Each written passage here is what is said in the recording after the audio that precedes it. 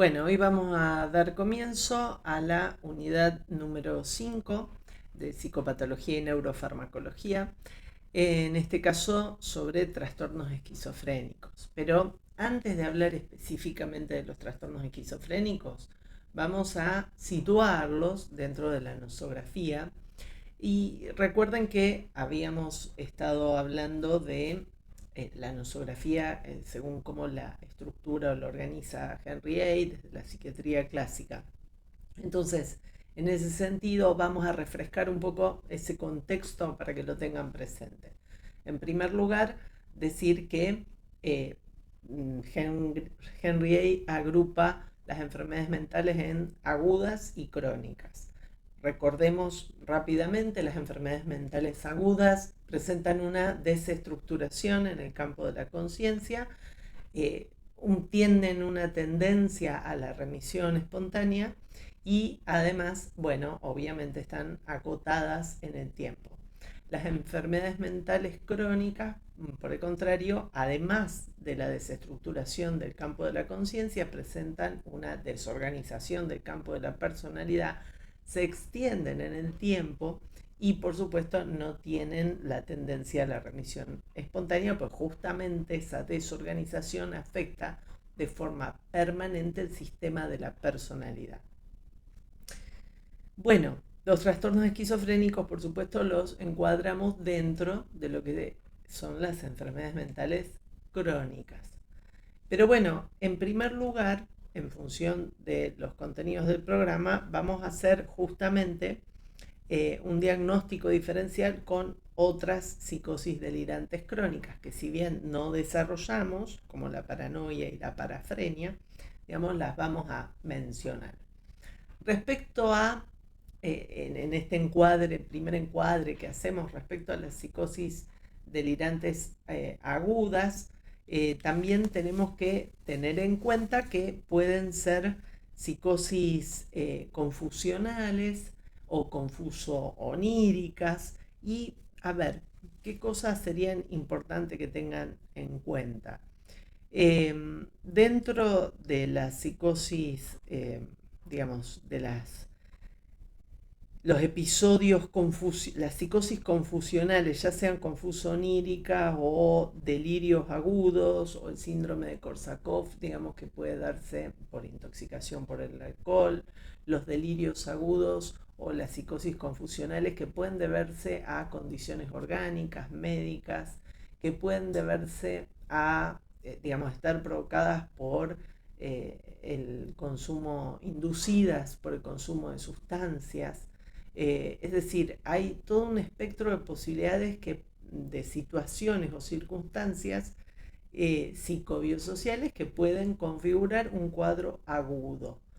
Pero lo que es importante, digamos, pensar junto con algunos autores contemporáneos que luego podemos agregar a la bibliografía para quien tenga interés en profundizar, es que no debemos pensar que todo episodio de psicosis aguda es un primer episodio de un trastorno crónico, ¿no? O sea, esta suerte de reivindicación de lo que es el episodio agudo, el brote psicótico agudo, digamos, que puede no constituir necesariamente un primer episodio dentro de lo que es un trastorno crónico, sino que en algunos casos puede, digamos, quedar allí, digamos, ¿no? Justamente en esto que Henry caracteriza como una desestructuración transitoria del campo de la conciencia.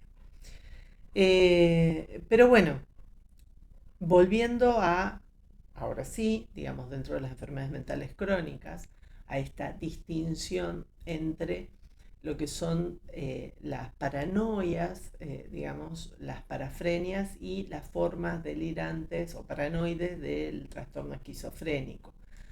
En todos los casos hablamos de trastornos o psicosis delirantes crónicas, o lo que serían los delirios mayores, o los delirios con mayúscula.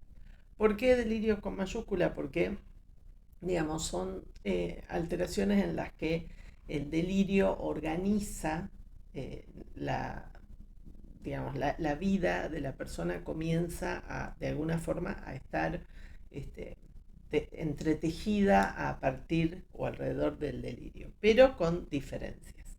En el caso de la psicosis de la paranoia, digamos, el trastorno implica la presencia de un delirio altamente sistematizado. El delirio paranoico es altamente sistematizado. ¿Qué significa esto? Que es plausible, que es creíble, que es difícil de distinguir como tal, como delirio. Es decir, eh, son delirios que por estar altamente sistematizados, digamos, generan incluso a veces esta confusión, esta dificultad diagnóstica en muchos casos, ¿no?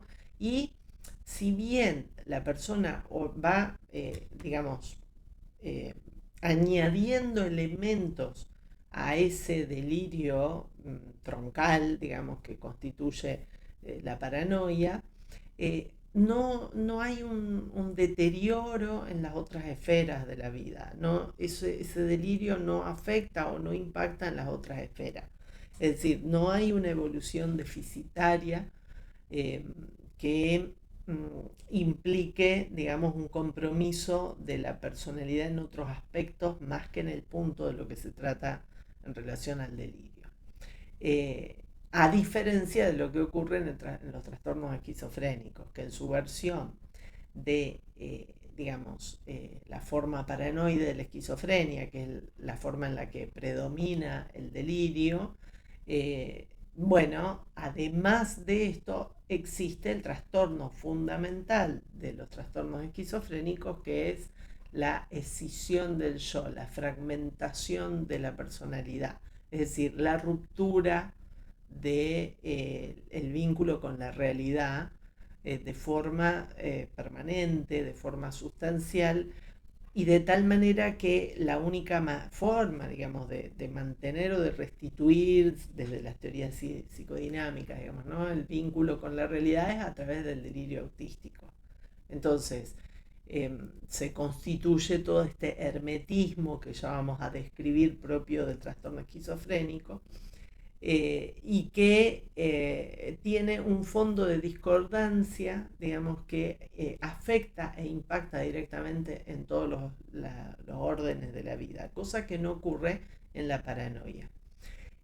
El delirio del trastorno esquizofrénico no es sistematizado, es decir, es un delirio más barroco, más florido, más notable como, e identificable como delirio, como tal. Eh, y bueno, eso también hace a una diferencia bastante importante en relación a la paranoia. Por el otro lado, en la parafrenia, el es, digamos, el delirio fantástico, digamos, ¿no? O sea, esto es lo propio de la parafrenia, y donde también, de todas maneras, no habría, digamos, la evolución eh, deficitaria, digamos, de la, los trastornos esquizofrénicos. Entonces, vamos a repasar un poquito, digamos, ¿no? Eh, dentro de, bueno, algo que yo no había nombrado, dentro de la volvemos, dentro de las psicosis delirantes crónicas, las sistematizadas, la paranoia, y esto que había olvidado mencionar, puede tener contenido pasional, o sea, delirios pasionales, delirios de interpretación, sensitivos de relación, es decir, pueden ser diferentes temáticas, digamos, ¿no? En la cuestión paranoica. Bien, vamos a entonces ver ya de ir entrando un poco en lo que es el trastorno esquizofrénico en sí.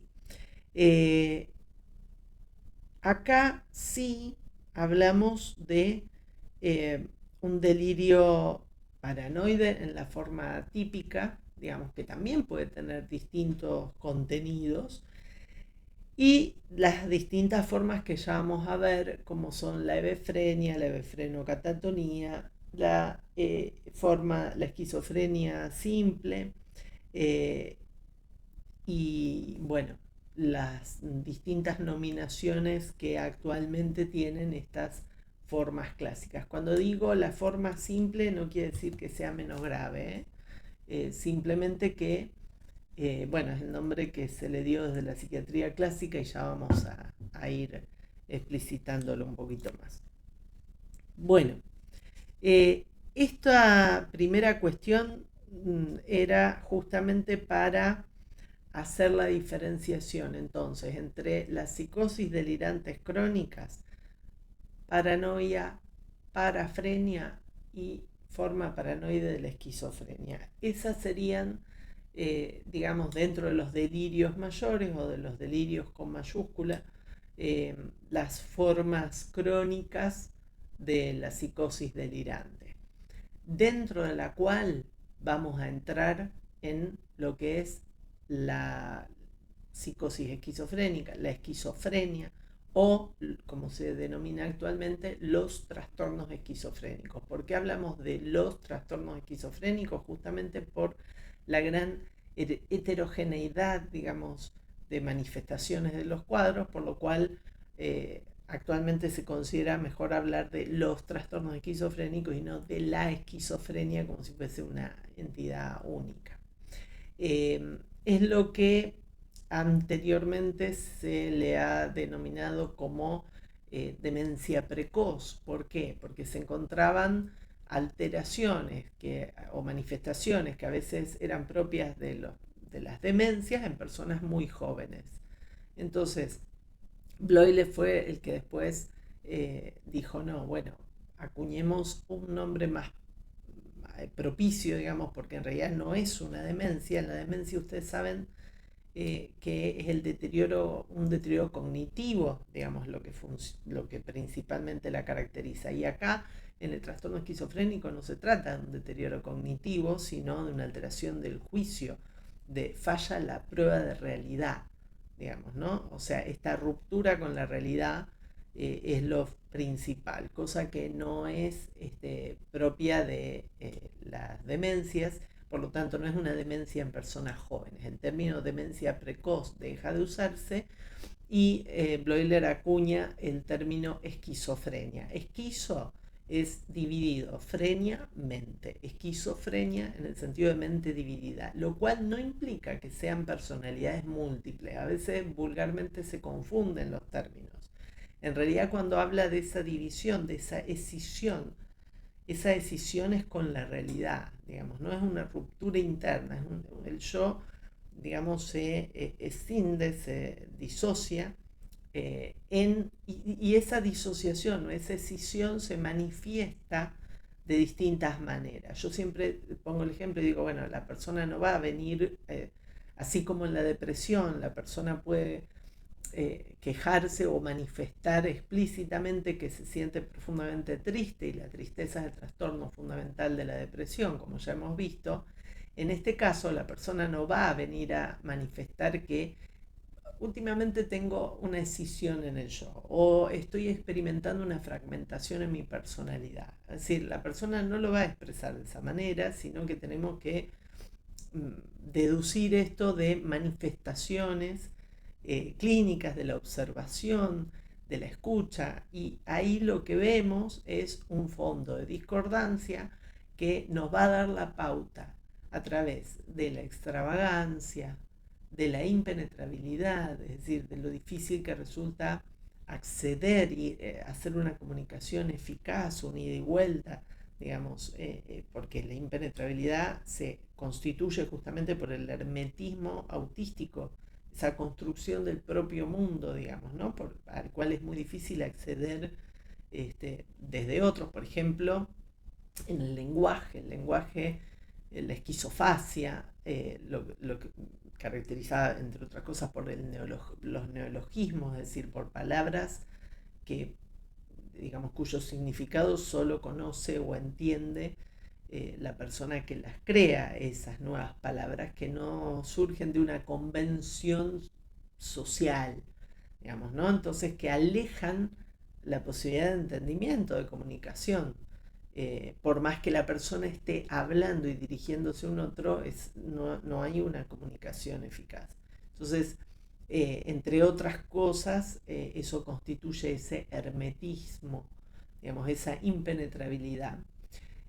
Habíamos dicho la extravagancia, la impenetrabilidad, la incoherencia ideoafectiva, es decir, esta cosa de que entre lo que la persona expresa y lo que la persona, expresa verbalmente o discursivamente y la gestualidad, el lenguaje corporal no se condice, o no se condice su expresión con la circunstancia que se está viviendo, o sea, lo cual también tiene que ver con el aplanamiento afectivo, digamos, ¿no? O sea, dentro de este polo deficitario, dentro de esta escisión, dentro de esta cuestión, estos síntomas negativos de la esquizofrenia, tenemos, digamos, el desapego, el aplanamiento afectivo.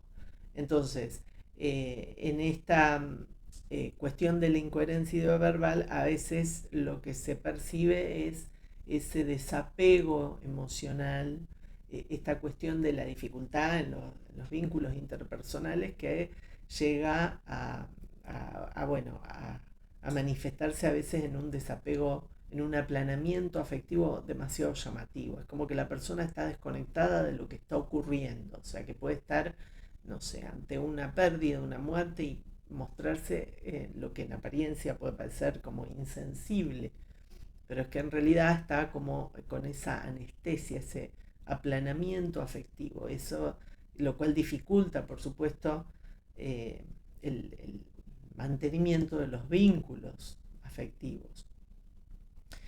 Y para, digamos, el otro ítem dentro de estos cuatro que mencionamos, dentro de ese fondo de discordancia por el cual se manifiesta esa escisión del yo, también está la ambivalencia. Es decir, todos los seres humanos, podemos decir, todos tenemos cierto nivel de ambivalencia en los vínculos. Es decir, esto de la coexistencia del amor-odio, ¿no? Eh, pero en este caso es de una forma patológica, de una forma llamativa, es decir, sobre todo, por supuesto, en los vínculos primordiales o en los vínculos más significativos, como es la relación con la madre, o con los padres, o con las personas que son figuras significativas. Los vínculos primordiales, sobre todo, provocan esta gran ambivalencia, ¿no? De amor-odio, a veces se manifiesta a través de una gran dependencia, no solo dependencia en términos, digamos, instrumentales, sino dependencia emocional, eh, hacia la misma persona, por la cual se manifiesta un gran rechazo y a veces hostilidad y agresividad. Entonces, la misma demanda de presencia, de esta dependencia afectiva, emocional, eh, e incluso instrumental, ejecutiva, es decir, el depender de alguien a quien al mismo tiempo se manifiesta rechazo profundo, repudio, odio, enojo, ira, agresividad. Es decir, una profunda ambivalencia que también dificulta la vinculación. Entonces, fíjense cómo todo, cuando uno habla de una construcción autística o de un delirio autístico, es un delirio que, si bien restituye el vínculo con la realidad, eh, lo hace dentro de un hermetismo del autismo, digamos, ¿no? Esto funciona en su propio mundo y tener grandes dificultades en la comunicación. Eh, bueno, eh, esas serían un poco las formas en que se manifiesta el polo negativo, el polo de síntomas negativos en términos de la tipología de Crown. Crown propone una clasificación diferente a la psiquiatría clásica, en donde dice, bueno, van a existir síntomas positivos y síntomas negativos. Los síntomas negativos son los deficitarios, lo que en términos de Henry A. es el polo deficitario, es decir, aquello que se pierde, aquello que debería estar ahí y no ocurre. Por ejemplo, el aplanamiento afectivo, la abulia, es decir, ahí donde debería haber afecto, digamos, y apego, en el buen sentido del apego, digamos, ¿no? Emocional, eh, no está. Ahí donde debería haber voluntad para la toma de iniciativa, para la concreción de proyectos, bueno, no está. Entonces, todo esto es que es deficitario, que constituye el polo deficitario, de escisión, de fragmentación, del yo y en función de la realidad, es lo que Crown llama como síntomas negativos, aquellos en donde algo que debería ocurrir no se produce. Por el contrario, llama síntomas positivos a los síntomas productivos. Es decir, cuando decimos que hay una producción o que hay una alta productividad en un brote psicótico, cuando hay mucha producción delirante y o alucinatoria. Es decir, esos son síntomas positivos. ¿Por qué? No, cuando decimos positivos y negativos no se trata de una valoración, no es un juicio de valor, sino que así como decimos que los síntomas negativos muestran el déficit, o sea, algo que debería estar allí y no está presente en el desarrollo o en ese momento en la personalidad, los síntomas positivos agregan algo que no debería estar. En este caso, bueno, en el caso de las alucinaciones, hay una percepción sin objeto, obviamente es la alucinación, se perciben, o sea, hay una alteración sensorial que agrega elementos que no están en esa realidad y que afectan y alteran el vínculo con la realidad.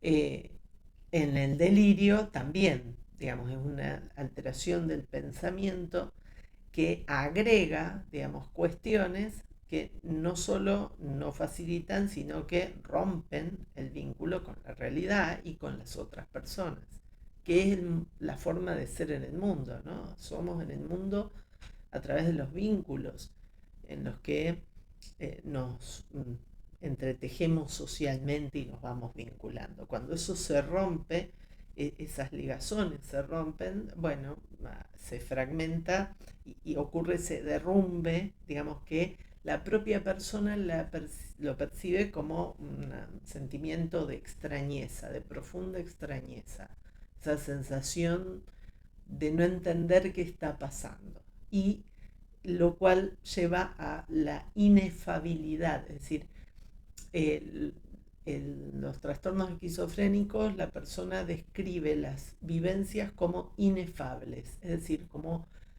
no es que usan ese término, ¿no? El término inefable lo ponemos nosotros, pero lo que dice la persona es que no existen palabras para expresar lo que sienten. Es decir, la persona que tiene un estado depresivo va a decir que siente una profunda tristeza, que siente dolor, que siente culpa, que siente, bueno, un montón de emociones que puede expresar. En el caso del trastorno esquizofrénico, esa ruptura con la realidad hace que la persona diga hay algo que no está bien y no sé qué es. Es decir, esa profunda extrañeza, situación identificada como rara, como que no se puede describir con palabras. Esa vivencia inefable es propia también y característica de los trastornos esquizofrénicos. Eh, bueno, eh, entonces tenemos lo que Henry A. llama un polo deficitario, o en términos de la tipología de Cram, los síntomas negativos, eh, en donde se manifiestan por estas características del fondo de discordancia que yo hacía referencia cuando empezamos a hablar, y por el otro lado los síntomas productivos o positivos en términos de la tipología de Cram, que son los delirios, las alucinaciones, la agitación psicomotriz, es decir, todo lo que produce como un intento restitutivo, digamos, del vínculo con la realidad desde otro plano, otro registro que no es compartido con las otras personas. Eh, bueno, por supuesto, vamos a profundizar en las próximas clases en todos los aspectos o las dimensiones de la vida que se ven comprometidas por esta afección. En esto que yo decía, en la gran heterogeneidad de signos y síntomas, que hace que no haya un patrón de enfermedad donde uno pueda decir, bueno, se manifiesta de esta forma, empieza así, sigue así, termina de esta manera. Incluso hay distintas formas de comienzo y distintas formas terminales o formas de finalización, de desenlace, en función, entre otras cuestiones, de los tratamientos recibidos o no, en función de los factores ambientales que hacen al curso y a la evolución de la enfermedad, como lo vimos desde el punto de vista psicobiosocial en todos los procesos de salud o enfermedad. En este caso, no solo no escapa esa regla, sino que se ve más que en con cualquier otro malestar que pueda ocurrirle a una persona. Entonces, vamos a estar viendo las formas de inicio, las formas de terminales, digamos, la caracterización del periodo de estado, o de las formas tipo por lo menos, las formas clínicas desde el punto de vista de la psiquiatría clásica y desde el punto de vista de los manuales y la nosología, digamos, la nosografía actual, o sea, el DSM y la CIE. Eh, y bueno, por supuesto, también la neurobiología y la psicofarmacología. En cuanto a la neurobiología, vamos a estar viendo las distintas hipótesis, no solo neuroquímicas, sino eh, anatomofisiológicas, digamos, ¿no? O sea, hay distintas miradas actualmente para este tipo de trastornos y bueno, vamos a intentar conocerlas y ver pueden ser los factores predisponentes y desencadenantes, si bien no nos vamos a detener en la etiología, pero bueno, lo vamos a ver porque hace a la estrategia terapéutica, digamos, ¿no? Bien, esto es como la primer parte, digamos, para contextualizar los trastornos esquizofrénicos. Fundamentalmente, insisto, el trastorno fundamental que es la disociación o escisión o fragmentación del yo, de la personalidad, y el trastorno secundario, que es el autismo o el delirio autístico con toda la producción delirante y alucinatoria. Dentro de esos dos polos, digamos que son el común denominador de todas las formas clínicas, vamos a ir viendo cuáles son las variantes en la próxima clase que vemos en esta semana. Bueno, espero que les haya sido de utilidad y nos estamos viendo para continuar.